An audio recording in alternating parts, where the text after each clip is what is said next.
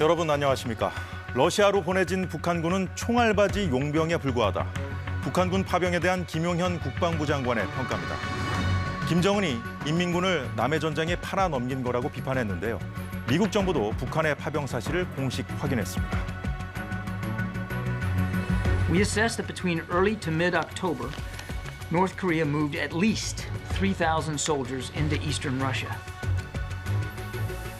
북한의 참전으로 우크라이나 전쟁이 전혀 새로운 국면을 맞게 된 상황에서 북한은 우리를 향한 위협도 멈추지 않고 있습니다. 북한 관련 소식 오늘 두 번째 순서에서 자세히 짚어보겠습니다. 대통령 친인척 등을 감찰하는 특별감찰관 추천 절차를 진행하겠다는 국민의힘 한동훈 대표의 발표에 추경호 원내대표가 공개적으로 제동을 걸고 나서면서 김건희 여사 문제 해법을 놓고 표출된 대통령과 한 대표의 이견이 여당 내 개파 간 대립으로 번지고 있습니다. 더불어민주당은 특검만이 본질적 수단이라며 다음 달 14일 본회의에서 김 여사 특검법 표결을 추진하겠다고 밝혔습니다. 오늘의 정치권 소식부터 사사건건 시작하겠습니다.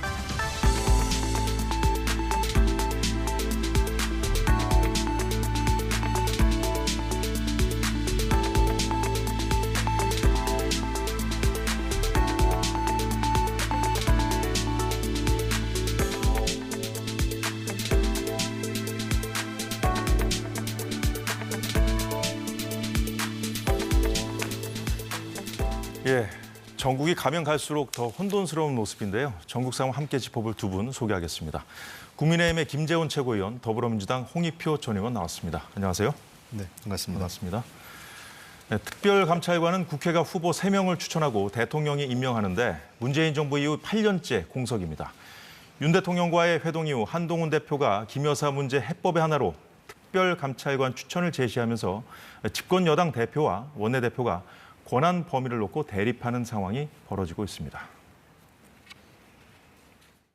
우리는 특별감찰관 추천 절차를 진행하겠다고 국민들께 여러 번 약속했습니다. 대통령께도 제가 면담 과정에서 특별감찰관의 추천 절차를 실질적으로 진행하겠다는 말씀을 드렸습니다. 이 부분은 국회 의사결정 과정이고 원내 사항입니다. 원내 최고 의사결정은 의원총회입니다.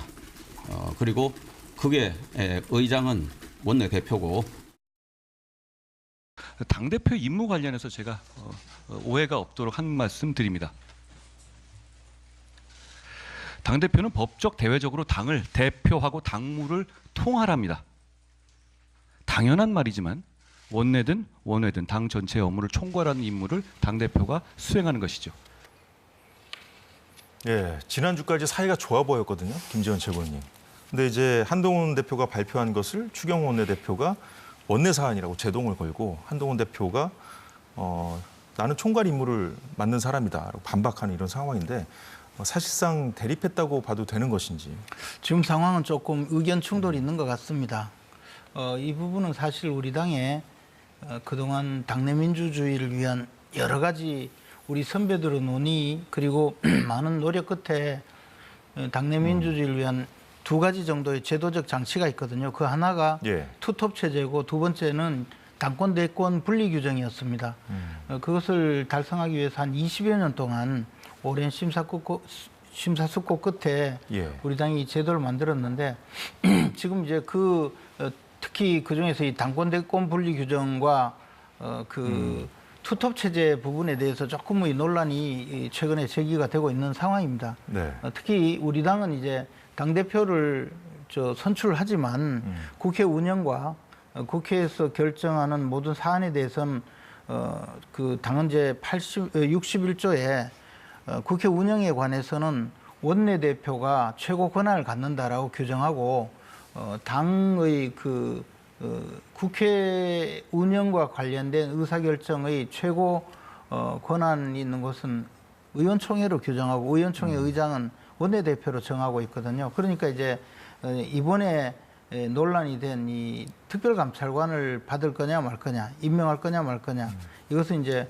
북한인권재단의 이사를 함께 추천하느냐 이 민주당과의 협상 과정의 문제이고 이것은 그동안의 당론으로 특별감찰관은 민주당에서 그 북한인권재단 이사를 추천해주면 함께 추천해서 국회에서 의결을 갖는다라고 당론으로 결정했기 때문에 그 당론을 바꾸려면 결국 의원총회에서 결정을 해야 하고 예. 그러기 위해서는 원내대표가 주도해야 된다 이런 주장을 이제 하고 있는 상황인데 그 부분에 대해서 이제 한동훈 대표는 그동안은 뭐 논리나 논란이나 이런 예. 것에 대해서 좀 관계없이 내가 결정하겠다 이렇게 나서니 아마 그 부분에 대해서는 의견의 충돌이 된 것이죠. 자, 원내 사안이라 원내대표가 총괄해야 된다. 근데 이제 당대표는 원외, 원내 다 총괄하는 것이기 때문에 당대표가 하는 것이 맞다. 뭐가 네. 맞는 겁니까? 제가 원내대표 해봤지 않습니까?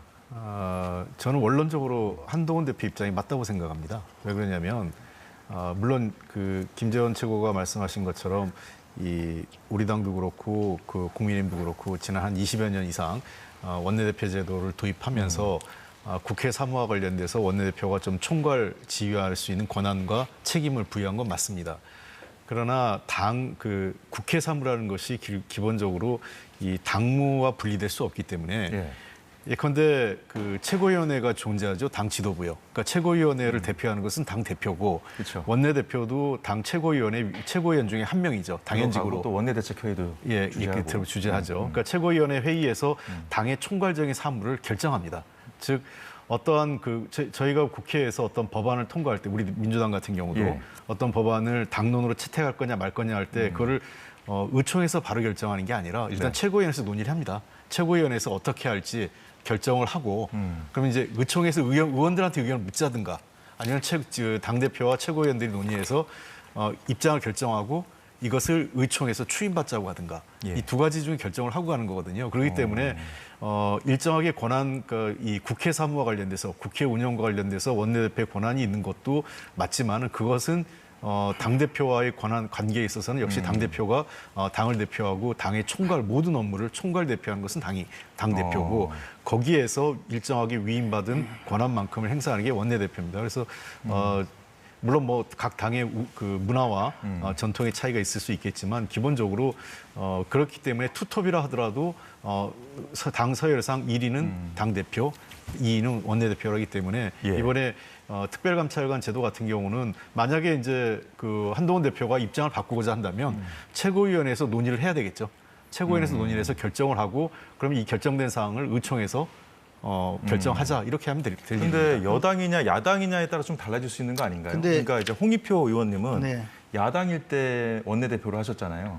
꼭 그렇지는 않습니다. 근데 그것은요 야당과 여당과의 문제가 아니고 음. 그 각 당의 그 조직 구성의 차이죠. 역학구도가 좀 그리고 바뀔 수 있지 않냐 그거죠. 뭐 그래서 여당과- 다를 수 있다라고 제가 아니, 말씀을 여당과 드렸습니다. 야당의 문제가 아니고 민주당은 원래 민주당의 그 연원은 김대중 전 총재의 김대중 대통령의 평화민주당에서 연원을 찾을 수 있거든요. 그리고 김대중 대통령의 평화민주당은 사실은 뭐 김대중 당시 총재의 단일 체제죠. 그리고 그 이후에 이어오면서 지금까지도 그런 논의 자체가 우리 당에서 겪었던 논의 자체가 별로 없었는데 우리 당은 그 이후에 이 대통령이 그 당 총재를 겸하다가 그것이 이후에 이회창 총재를 겪어오면서 제왕적 총재라고 많은 비판을 받았고 이 제왕적 총재의 이 당권 전행에 의해서 두 번이나 대선에 실패했다는 굉장히 내부 반성이 있었습니다. 그래서 총재의 권한을 어떻게든 규제하고 총재가 당무만을 담당하게 하고 총무를 원내대표로 만들면서 이 원내대표가 국회 운영을 하도록 만들어서 권한을 분산을 해야 당을 전행하지 않는다라고 해서 우리 당은 그 이후에 대권 분리 규정과 투톱 체제로 만들고 집단 지도 체제를 채택하면서 대표 최고위원과 최고위원으로 구성을 해서 의결기관으로도 만들고 하는 복잡한 과정을 거쳤거든요. 그러다 보니까 민주당의 그 과정과는 사뭇 다릅니다. 그래서 이 점은 조금 다르니까 민주당에서 생각하는 당대표, 원내대표의 그 위상과 국민의힘에서의 당대표, 원내대표의 과정은 많이 다른 겁니다. 근데 그건 좀 사실관계가 틀린 게요. 원내대표 제도가 도입된 게 17대 국회였습니다. 그러니까 17대 국회 그 소위 노무현 대통령 이제 되고 나서 그 17대 국회에서 원내대표 문제가 본격화되기 시작한 거죠. 그러니까 미국식 그러니까 원래 그 원내대표 제도를 도입하려는 취지는 미국과 같이 원내 중심 정당. 네. 예, 그러니까 미국은 사실은 당 대표라는 제도가 없습니다. 당을 그 대표하는 것은 중앙위원회 위원장이 그냥 형식적으로 대표하고 원내 총무, 그러니까 원내 대표가 예. 그 하원 원내대표, 상원 원내대표에서 그 당을 총괄 지휘하는 게 맞거든요. 근데 우리 같은 경우는 전국 단위로서 당원의 투표를 위해서 당 대표를 뽑고 있고, 그거는 뭐 그 국민의힘이나 우리 당에 동일하고, 그래서 다른 점도 있는 건 맞죠. 예, 조금 다르지만 권한은 그때 다르긴 하지만 과거에 김근태 의장도 원내대표를 하셨고 또 여러 천정배 의원도 원내대표 하시고 여러분이 원내대표 하면서 원내대표가 당대표하고 투톱이라는 의미에서 그래서 저도 할 때도 그 의사결정 과정, 예를 들면 최고위원회 의사결정 과정에서 당대표와 원내대표가 어느 정도는 균형 잡혀서 서로 간의 입장을 조율을 합니다. 서로 입장을 존중하고. 그렇지만 이렇게 당대표하고 원내대표가 이렇게 알겠습니다. 대립하진 예. 않죠. 예. 계속 풀어가도록 하죠. 얘기를 뒤에 더 순서가 있으니까요. 추경호 원내대표와 한동훈 대표 간의 의견 충돌이 나오니까 국민의힘에서 계파 갈등의 초입에 들어선 거 아니냐는 것이 이제 언론들의 대체적인 평가인데요. 추경호 원내대표가 원내 사안이다 이렇게 한 대표의 그 제안을 사실상 제동을 걸고 나서자 배현진 의원이 입장을 하나 냈습니다. 지금은 친한계로 분류되더라고요, 배 의원. 추 원내대표에게 특별감찰관 도입을 원천 반대하는 거냐. 근데 이 말 속에는 이번 정부라는 표현에 이제 방점이 찍혀 있는 것 같습니다. 대통령 공약 사항이었거든요. 그 점을 파고든 것인데요. 그러자 추경호 원내대표 국정감사 이후 이 문제를 논의하기 위한 의원총회를 열겠다고 밝혔습니다. 저희 오늘 그 의원총회 오전에 이제 텔레그램에 올려주셨다고 하는데 그 일정은 좀 언제쯤으로 보십니까? 운영이 이후인지. 일단 국감 이후에 하겠습니다. 지금 한동훈 대표께서 최고위에서 원내 상황까지 포함해서 당무 총괄하는 것이 당대표다라고 말씀하셨거든요. 거기에 대해서 노코멘트 하겠습니다. 예, 한동훈 대표도 특별감찰관 추진이 여당의 대선 공약이었다는 점을 오늘 재차 강조했거든요. 어제도 얘기했었죠. 한 대표 발언까지 듣고 이어가도록 하겠습니다. 문재인 정권 내내 특별감찰관을 추진하지 않았죠. 그리고 우리 국민의힘은 그런 이 표리부동을 대단히 비판해 왔고요. 국민들도 비판해 오셨습니다. 사실 이건 우리가 지난 대선 공약으로 약속했던 겁니다. 그리고 우리는 문재인 정권보다 훨씬 나은 정치 세력입니다. 그렇기 때문에 저희는 특별감찰관의 실질적인 추천과 임명 절차를 진행하겠다는 말씀을 드린 겁니다. 김재원 최고위원님, 네. 특별감찰관제 문제도 이 다수당인 민주당이 키를 잡고 있는 거 아닌가요? 일단 국회에서 임명을 해야 되니까. 제가 보기에 그렇지는 않고요. 예. 우선에 추천을 해야 되니까. 우선에 특별감찰관의 그 임명 절차는 국회에서 특별감찰관 후보자를 3명을 추천하고 네. 그 3명 중에서 대통령이 1명을 임명하게 됩니다. 그렇기 때문에 지금 상황에서는 여야 합의로 예. 특별감찰관 후보자 3명을 국회에서 선출하는 절차가 필요한 거거든요. 근데 이제 과거에 우리 당에서는 특별감찰관을 임명을 하려면 예. 이미 저 8년 전 그 북한인권재단을 그 설립하도록 강제하는 법률을 통과시켰는데 민주당에서는 북한인권을 거론하는 것이 뭐가 겁이 나는지 북한인권재단 출범을 막기 위해서 이사 선출을 막고 있거든요. 그러니까 북한인권재단 이사와 특별감찰관을 함께 선출하자라고 우리 당이 과거에 당론으로 결정을 해놓았습니다. 그러면 이제 지금 추경호 원내대표 이야기는 우리 대통령의 공약이었기 때문에 특별감찰관을 임명하는 것을 반대하는 것이 아니고 네. 특별감찰관 임명하려면 민주당이 그토록 방해하고 있는 북한인권재단 이사를 함께 선출하자고 한 당론을 변경해서 특별감찰관만 선출하자고 하는 한동훈 대표의 그 결정을 따를 것인지 여부도 의원총회에서 결정을 해야 된다. 그 입장인 것 같아요. 네. 구체적인 발언을 하지 않고 있지만 그러면 그것은 우리 당의 당 운영과 관련해서는 지극히 정상적인 그 논리인 것 같습니다. 근데 그에 대해서 배현진 의원은 그냥 특별감찰관 반대하냐 이렇게 물은 거죠. 근데 특별감찰관을 반대하는 것이 아니고 그러면 특별감찰관을 임명하려면 민주당에서 북한인권재단 이사도 함께 선출하기로 한 이 당론을 변경할 거냐 말 거냐를 이 추후에 이제 의원총회를 통해서 한번 물어보자 이런 결론에 와 있는 겁니다. 예. 저는 다만 특별감찰관을 임명하는 것 자체는 이게 우리가 여야 간에 그 법률로서 제도를 만들어 놓고 또 북한인권재단도 법률로 만들어 놓고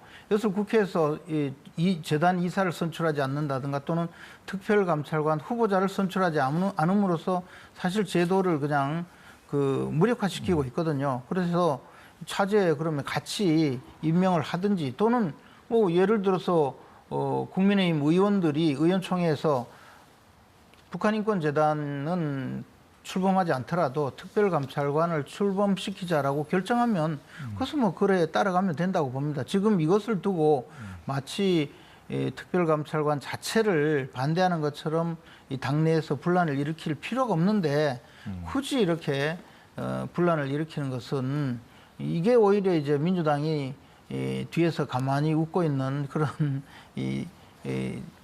일종의 적에게 유리한 국면만 만들어주는 지금 상황이 되고 말았습니다. 예, 두 분 말씀하신 대로 북한 인권재단 이사 추천 문제하고도 연계가 돼 있고요, 지금 현재. 그리고 그 지금 헌법재판관 추천도 지금 못 하고 있을 정도로 지금 극한 대립 구도를 지금 이어가고 있는 상황인데 특별감찰관 후보를 추천하자 이렇게 여야가 합의를 하더라도 이게 과연 그 추천을 하는 데까지는 걸림돌이 많지 않을까 하는 생각이 드는데요. 우선은 이 특별감찰관 문제를 한동훈 대표가 제기한 것은 뭐 여당 내 반대는 여당 내 반대라 치더라도 전혀 국민의 눈높이에 맞지도 않고 현재 제기된 문제의 정답도 아니라고 생각합니다. 그러니까 엉뚱한 답을 내놓은 거죠. 지금 국민이 문제 삼고 있는 것은 김건희 여사와 관련된 여러 가지 의혹과 관련된 그 부정부패 관련된 내용들을 지금 소명하라는 거 아니겠습니까? 수사를 하라고 그러고. 그런데 지금 특별감찰관이 임명된다고 해서 도이치모터스 사건이나 기타 여러 가지 공천 개입 논란 등등 문제가 조사되거나 소명되는 게 아니거든요. 그것은 앞으로의 그 문제를 뭐 막는데 약간의 도움이 될지 안 될지 모르겠습니다.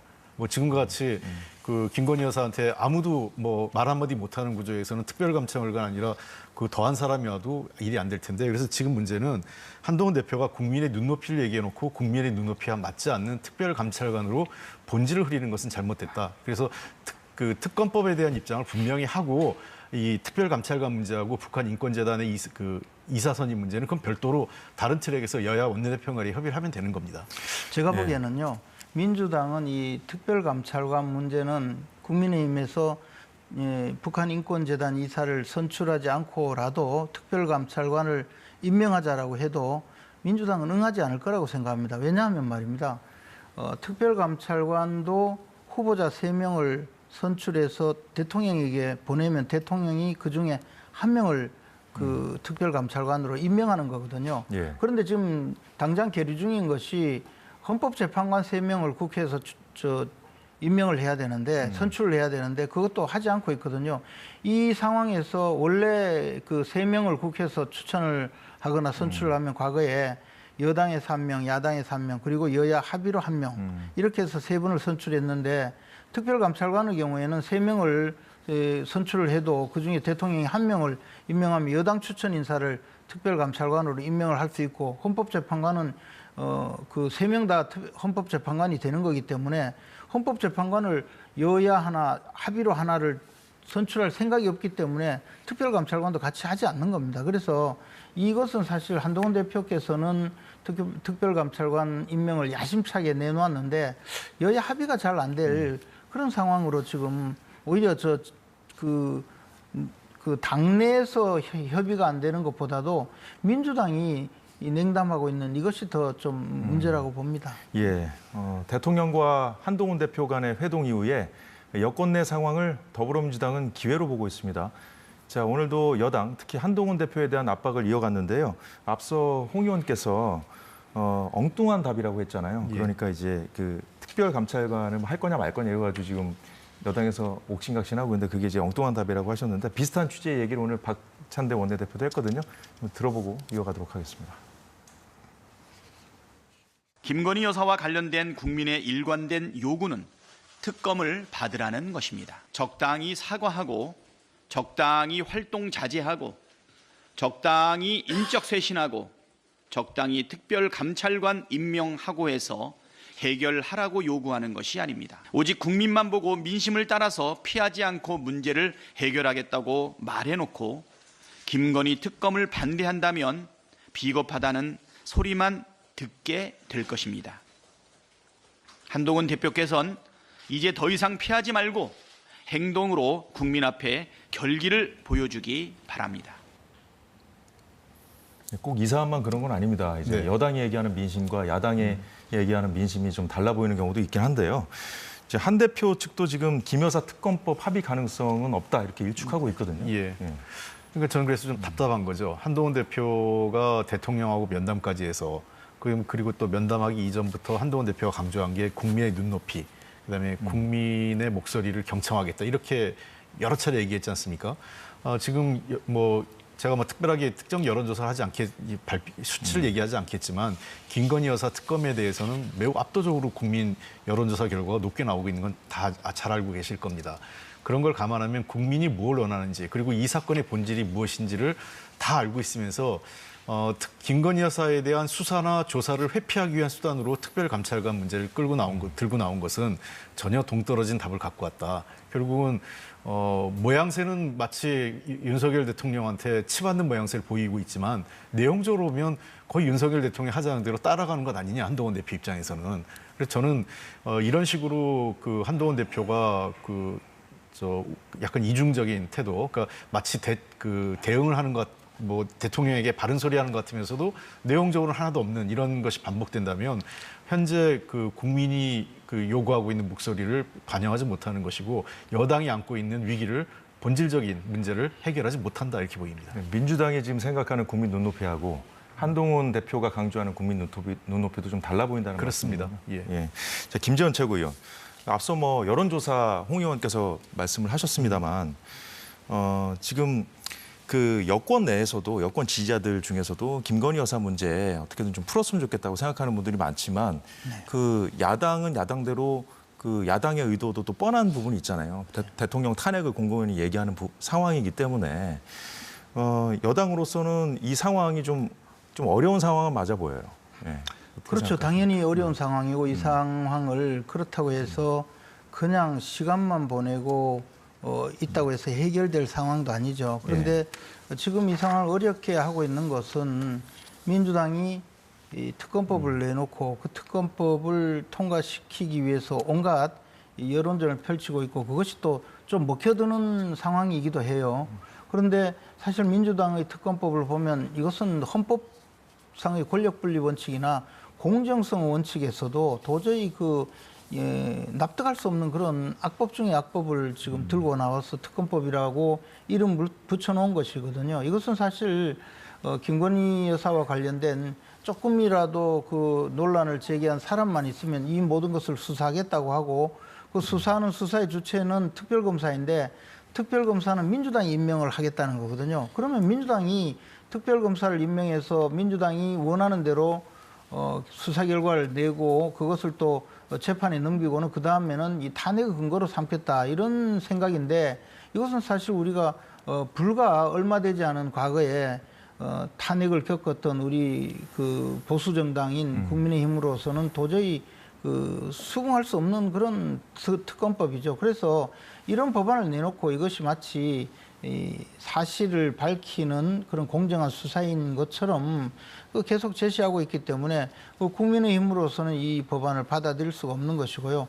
다만 이것을 가지고 국민들이 이 법안 전체를 상세하게 아직까지 이해하지 못하기 때문에 우리 국민의힘의 여론은 또 좋아지지 않고 있고 이런 복잡한 상황에 있기는 있습니다. 그래서 이 부분에 대해서 아마 한동훈 대표께서도 특별감찰관을 통해서 대통령의 공약을 지키는 그런 방식으로 일단 그 해법을 하나 마련한 것 같은데 어차피 그것과 특검법을 논하는 것은 전혀 별개의 문제죠. 그래서 앞으로 이 특검법에 대해서는 어떻게 대처를 할 것인가 하는 문제는 여전히 남아 있습니다. 다만 민주당이 제기하고 있는 특검법은 절대 받아들일 수 없다는 것은 특별감찰관 제도를 채택해서 운영하자고 주장하는 한동훈 대표께서도 민주당의 특검법은 절대 받을 수 없다는 입장은 분명합니다. 자, 그래서요. 예. 우리 당에서도 수정 제의가 있었습니다. 그러니까 지금 현재 법안 제출은 민주당 야당이 임명하는 그 후보자 중에서 대통령이 임명하는 것으로 돼 있지만 나중에 만약에 국민의힘에서 진짜 하겠다고 하면 협의 대상으로 해서 제3자 그 임명안에 대해서도 이재명 대표가 원칙적으로 수용할 수 있다는 얘기를 밝힌 적이 있어요. 그러니까 김 여사 특검법과 관련해서도 예, 이른바 예. 한동훈표 특검법을 여당에서 발의한다면 그렇습니다. 생각해 보겠다. 뭐 이런 그렇습니다. 입장인 거죠. 협의할 수 있는 거죠. 그러니까 이렇게 예컨대 민주당도 이해 당사자라고 한다면 대통령이야말로 더더욱 이해 당사자 아니겠습니까? 그러니까 대통령이 임명할 수 있도록 놔둔다는 말이 안 되는 거기 때문에 제3자 특별안에 대해 특별 그 임명안 특검을 제3자 임명안에 대해서도 어느 제3자를 주체를 누구로 할지 그거에 대해서는 협의할 수 있겠지만 그 방안에 대해서 만약 여당이 진정으로 특검이 해보겠다고 한다면 야당과 협의를 해야 되는데 아무런 협의를 하지 않고 무조건 지금 반대하고 거부권 행사만 반복되고 있기 때문에 문제가 해법이 안 나오는 거죠. 예, 근데 여야 근데 이게 간단하게. 일종의 예. 불신비용인데요. 민주당이 말씀하시는 그 제3자 추천 특검법을 발의하면 논의할 수 있다고 하지만 사실 민주당이 지난번에 보면 국가인권위원을 여야 한 명씩 선출하기로 해놓고 민주당 그 추천만 가결시키고 국민의힘 추천 그 위원은 부결시켰거든요. 이것은 사실 흔히 말하는 상도위에서도 있을 수 없는 파렴치한 행위죠. 그래서 지금 그런 식으로 이쪽에서 법안을 내면 논의하겠다고 하면 그러면 민주당에서 지금 내놓은 그 위헌적인 그 특검법은 폐기를 해야 돼요. 처리를 하고 시작을 해야 되는데 그것도 없이 이쪽에서 새로운 법안을 내놓으면 논의할 수 있다고 하니 아마 민주당은 또 국민의힘에서 어떤 법안을 내놓으면 그것은 그러면 당신들이 특검은 찬성한 것이니까 우리 법을 통과시키겠다고 하고도 남을 분들이니까 그런 논의 자체가 진척이 안 되죠. 앞으로 어떻게 할지는 좀 지켜봐야 되겠죠. 네, 일단은 예. 뭐 진척이 안 자, 돼요. 일단은 이거 좀 두 분께 여쭤보고 싶었어요. 한동훈 대표가 지금 계속해서 그 김건희 여사 문제를 꼭 해결해야 된다고 하면서 그 시한을 강조하고 있거든요. 그러니까 이재명 대표 1심 선고 전에 반드시 해야 된다고 하면서 하는 얘기가 11월 달, 다음 달 15일 날 1심 선고가 있잖아요. 첫 1심 선고가 있는데 1심이 선고되면 위반된 민심을 여권이 받아야 되는데 그러려면 최소한의 조건을 갖춰야 된다는 거예요. 자, 이게 다음 달 상황을 미리 예단해서 지금 상정한 상황에서 그래서 우리가 해야 된다 이런 얘기를 하는 것인데 자, 한 대표가 얘기하듯이 민심이 위반되려면 적어도 지금 민주당 같은 경우에는 친명계 일색이기 때문에 단일 대우가 튼튼한데 이게 흔들려야 되는 거 아니에요? 그러니까 한동훈 대표 희망사항이 들어있는 것 같아요. 예를 들면 이제 11월 15일 날 재판 결과가 그 어떤 예단하기 어려운 상황인데 본인의 마음속에는 아마 자신이 원하는 재판 결과가 나올 거라는 전제하에 그러면 민주당으로부터 뭐 이재명 대표에 대한 만약의 경우라도 잘못 나오면 우리 민심이 우리한테 올 테니 그때 민심을 받으려면 이래야 된다 이런 희망이 몇 가지 가정이 좀 들어가 있는 가정이 들어가서 지금 가정이 주장하는 들어가는 거잖아요. 필요하다고. 우선 재판 결과에 대해서는 속단하기 어려웠고 그다음에 우리 당으로서는 여전히 이재명 대표의 어떤 이 정치적 진로에 큰 문제가 없을 거라고 지금 판단하고 있고요. 또 설사 1심에서 어떤 결과가 나온다 하더라도 당장 이재명 대표의 리더십이 흔들리거나 당이 요동칠 만한 그러한 그 요인은 없습니다. 현재까지는. 그런 측면에서 뭐 민심이 위반한다. 그다음에 그 민심 위반을 받기 위해서 뭐 그 전에 뭔가 조치를 해야 된다. 이렇게 얘기하는 거는 한동훈 대표가 제가 보기엔 여러 가지 가정과 전제를 깔아놓고 하는 얘기이기 때문에 큰 의미가 있다고 생각하지 않습니다. 자, 김재원 최고위원님은 어떻게 보십니까? 이게 민주당의 단일 대우가 흔들릴 정도로 민심이 위반되는 상황이 된다면 그동안 김 여사 문제를 적극적으로 해결해야 된다고 제기했던 그 여권 내에서는 친한계의 입지도 좀 좁아질 수 있지 않을까요? 뭐 저는 그렇게 보진 않고요. 그것과는 전혀 별개라고 보고 예. 어쨌든 한동훈 대표가 요구한 것이 사실은 이른바 용산 대통령실에 있는 본인이 지목한 8명의 김건희 여사 관련된 사람들을 정리해달라는 것이고 그중에 이미 2명은 전직이죠. 이미 그 용산 대통령실을 나온 지 오래고 그 6명을 정리하는 것이 국민들은 사실 그런 사람이 있는지도 몰랐어요.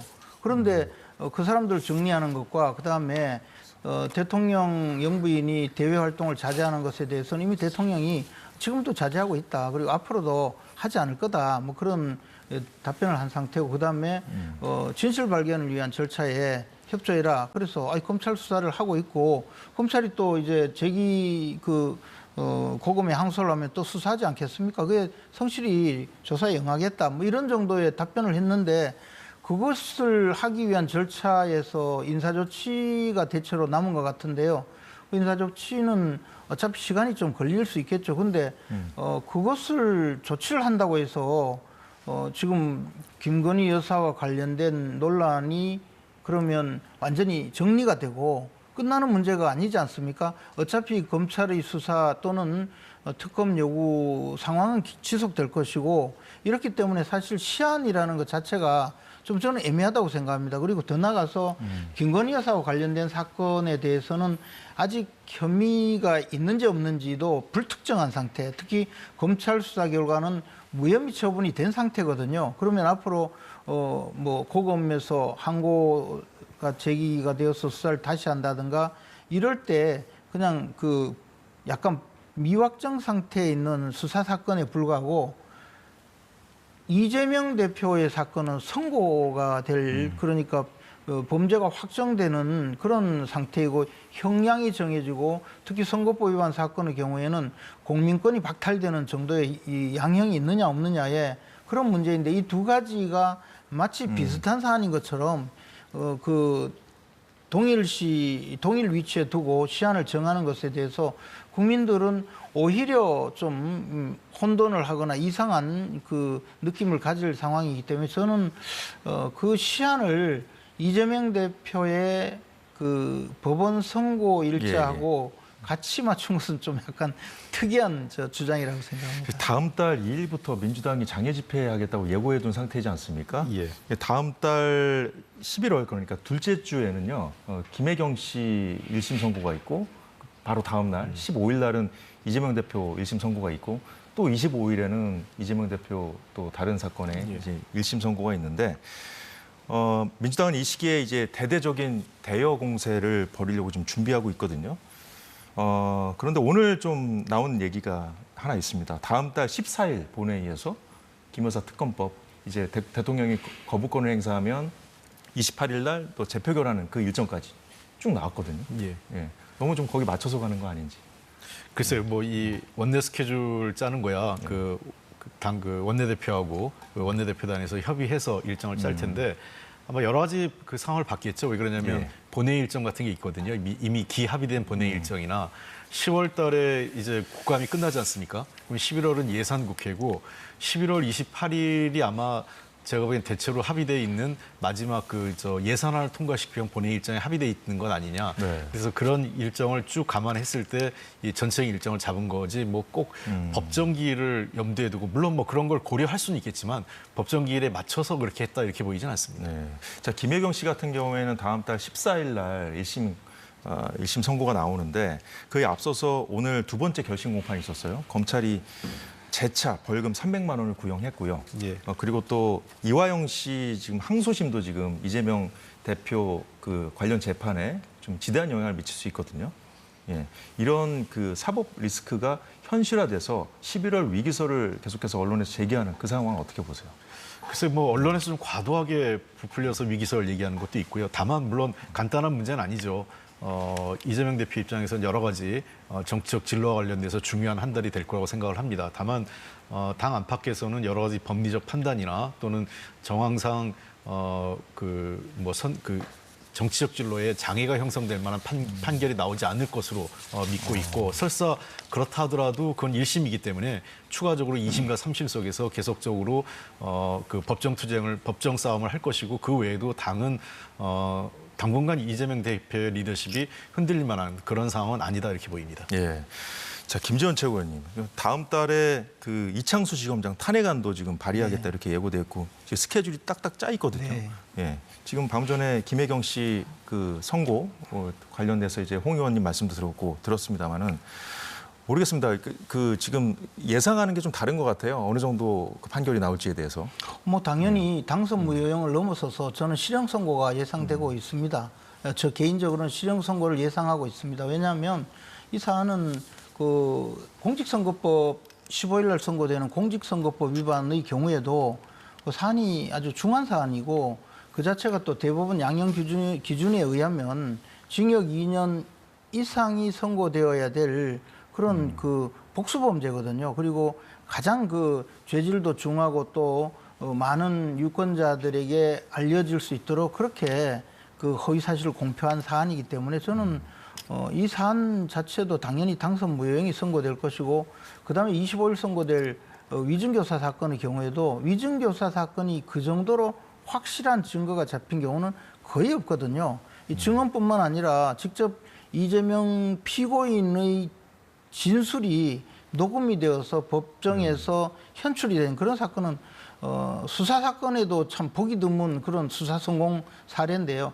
그걸 또 거짓말을 하지 않습니까? 아니라고. 그리고 그 사건으로 과거에 유죄 판결을 받아서 정치적으로 그 완전히 당선 무효가 되어야 될 그 사건에서 무죄 판결을 받아서 오늘날까지 오고 있거든요. 그러면 위증교사 사건도 사안이 엄청 중합니다. 이런 것을 보면 두 사건 모두 저는 실형 선고가 될 거라고 예상을 하는데요. 그렇게 되면 민주당 내에서는 사실 상당한 그 문제가 제기가 되고 내부에서 이제 이재명 대표의 리더십은 흔들릴 가능성이 많다고 보죠. 근데 이재명 대표는 단기적으로 자신의 정치적 리더십을 유지하고 그 다음에 법원 판결에서도 유리한 판결을 받아내기 위해서 지금 외부적으로는 벌써 탄핵과 관련된 그런 장애 집회를 주도하려고 하고 있고 그리고 한편으로는 수사진에 대해서 탄핵으로 협박을 하고 그럼으로써 재판부에는 자신이 정치적으로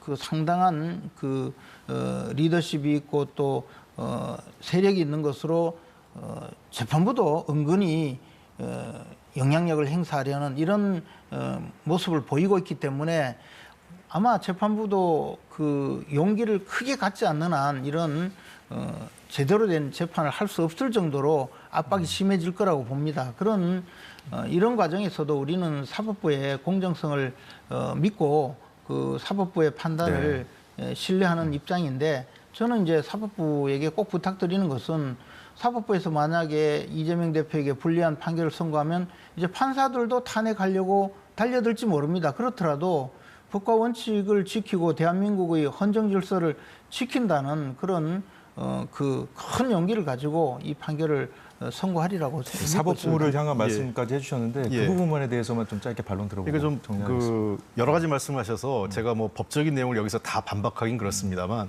어쨌든 검찰에 의한 정치적 수사라고 저희들은 보고 있고 이재명 대표에 대해서 탈탈 털기식 수사를 그다음에 별건 수사가 반복되었기 때문에 이 문제에 대해서는 검찰의 정치적 중립을 상당히 훼손했고 국가기관으로서 있을 수 없는 일을 했다 이렇게 판단합니다. 다만 사법부에서 이러한 그 공판 중심주의에 따라서 검찰의 수사 결과보다는 그 재판 과정에서 피고인 측과 원고 측의 입장을 균형 있게 들어서 법과 원칙에 따라 합당한 판결이 나올 것으로 저희들은 확실히 믿고 있습니다. 네. 여야 간의 대치 국면도 그렇고요. 여권 내부도 그렇고 야권 내부도 그렇고 다음 달부터는 정말 혼돈의 시기가 펼쳐질 가능성이 농후해 보입니다. 오늘 두 분 말씀 여기까지 듣겠습니다. 고맙습니다. 네.